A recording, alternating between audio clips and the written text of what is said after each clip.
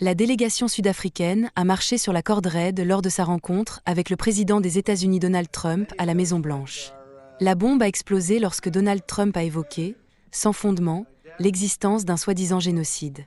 Le président Cyril Ramaphosa a réagi en répétant qu'il n'y avait pas de génocide, ce qu'il a ensuite fait devant les médias. La question qu'il n'a cessé de soulever ou qu'il a soulevée avec insistance est celle du génocide. Et lorsque l'un d'entre vous lui a posé la question, et Dieu merci, l'un d'entre vous l'a fait. Quand l'un d'entre vous lui a demandé s'il était convaincu qu'il y avait eu un génocide, il a répondu que non, il n'était pas convaincu, bien qu'il ait regardé la vidéo et toutes les coupures de presse. Et en fin de compte, je crois qu'il y a des doutes et de l'incrédulité dans sa tête à propos de tout cela. Son entourage, composé de politiciens, d'hommes d'affaires de haut niveau et de golfeurs, a également joué un rôle essentiel dans le renforcement de la cause de Pretoria.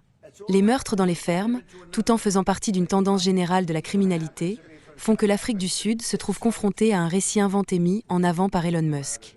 Né en Afrique du Sud et proche conseiller de Donald Trump, celui-ci est impatient d'installer son service de satellite Starlink dans son pays d'origine.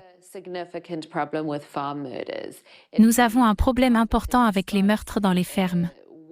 Il faut une réponse ciblée, une priorité stratégique dotée de ressources suffisantes, un plan de sécurité rurale. Il faut le reconnaître, il faut le traiter et nous avons vu des gens comme M. Olsen, M. Rupert demander la technologie des drones et la technologie Starlink pour aider le gouvernement sud-africain à s'attaquer au problème. Ce n'est pas la seule question litigieuse qui empoisonne l'idylle troublée. M. Ramaphosa a tendu une branche d'olivier en invitant Donald Trump au G20 plus tard cette année, dont les États-Unis sont un membre important.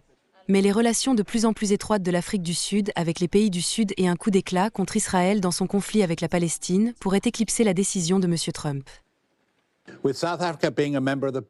L'Afrique du Sud, en tant que membre des BRICS, a porté l'affaire devant la Cour internationale de justice. Ceci ne l'a pas mise dans les bonnes grâces diplomatiques des États-Unis. Les États-Unis perdent plus d'amis qu'ils n'en gagnent. Et c'est à cela qu'il faut s'attendre. Alors que le président est également désireux de continuer à utiliser le levier commercial, les Sud-Africains ordinaires, touchés par les retombées économiques des réductions de l'aide et des tensions commerciales croissantes, se sont exprimés sur la visite. C'était très stratégique. C'est une personne très stratégique. Et il a de bonnes qualités de leadership en se levant bien droit et en allant faire face à M. Donald Trump et en expliquant simplement, en fait, ce qui se passe en Afrique du Sud.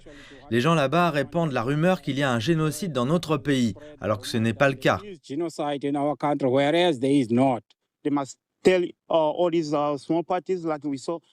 Ils doivent dire à tous ces petits partis, comme nous l'avons vu, la vidéo que j'ai vue, les enregistrements du leader de l'opposition, Malema, ce qu'il a dit dans ces enregistrements n'était pas bon.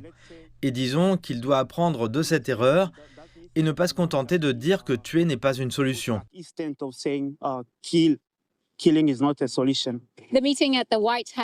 La réunion à la Maison-Blanche n'est que la première étape de ce qui pourrait être un jeu politique de longue haleine pour Pretoria. La véritable épreuve consistera à franchir les obstacles épineux qui sont à la base des tensions avec Washington. L'objectif de Pretoria est de garantir des investissements vitaux, de préserver les accords commerciaux et d'ouvrir les voies de la diplomatie qui pourraient décider de la nature des relations futures entre les États-Unis et l'Afrique du Sud.